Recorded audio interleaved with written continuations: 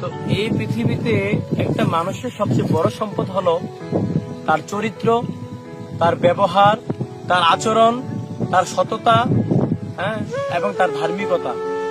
এইগুলোই হলো একটা মানুষের সবচেয়ে বড় সম্পদ। কিন্তু আজকে আমরা পৃথিবীতে কি দেখতে পাচ্ছি? মানুষের মধ্যে থেকে এই সম্পদগুলো নষ্ট হয়ে যাচ্ছে। এখন মানুষের ভিতরে সত্যতা নেই, সরলতা নেই, মানুষের ভিতরে দয়া নেই, মানুষ চরিত্রবান নয়, মানুষ খুবই হিংস্র প্রাণীর মতো হয়ে গিয়েছে।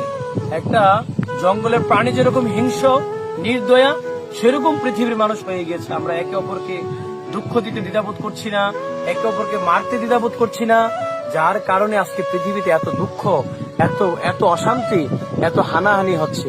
তা আমাদের উচিত এই সমস্ত সম্পদগুলো অর্জন করা এবং এই সম্পদগুলোকে আমরা যেন নষ্ট না করি। আজকে আমরা দেখতে পাচ্ছি পৃথিবীর অবস্থান খুবই ভয়াবহ হয়ে দাঁড়িয়েছে। একটা মানুষ আরেকটা মানুষের দুঃখ দেখলে সে তার আনন্দ পায়, এবং একটা মানুষ আরেকটা মানুষের সুখ দেখলে তার কষ্ট লাগে। এরকম হয়ে গেছে পৃথিবীর অবস্থান। সবার কাছে অনুরোধ করব, আসুন আমরা সবার সাথে ভালো ব্যবহার করি, ভালো আচরণ করি, আমরা ভালো চরিত্রবান হই, আমরা সততার সাথে চলি, আমরা সরলতা অবলম্বন করি এবং আমরা ধার্মিকভাবে জীবনযাপন করি। কারোর মনে যেন আমরা বিন্দুমাত্র কষ্ট না দিই। তাহলে পৃথিবীটা আবার সুন্দর হবে, আমরা সুন্দরভাবে জীবনযাপন করতে পারবো এবং আমরা অন্যের কষ্টে আমরা তাদের পাশে দাঁড়াই, কাউকে যেন আমরা কোনোভাবে কষ্ট না দিই। তাহলে দেখবেন পৃথিবীটা অত্যন্ত সুন্দর এবং সবাই সুখে শান্তিতে আমরা বসবাস করতে পারবো।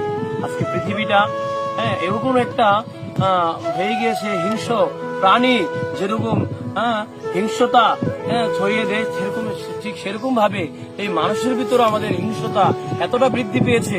এখন আমরা নিকৃষ্ট, পশুর থেকে আমরা নিকৃষ্ট হয়ে গিয়েছি। তাই আমি সবাইকে বলবো, আসুন আমরা ভালো চরিত্রবান হই, আমরা সরলতা অবলম্বন করি, আমরা সত্যবাদিতা হই এবং আমরা ধার্মিক হই, এবং সবার দুঃখে আমরা তাদের পাশে থাকি। আপনারা অবশ্যই এই ভিডিওটি শেয়ার করে দিবেন, সবাই যেন ভিডিওটি দেখতে পারে।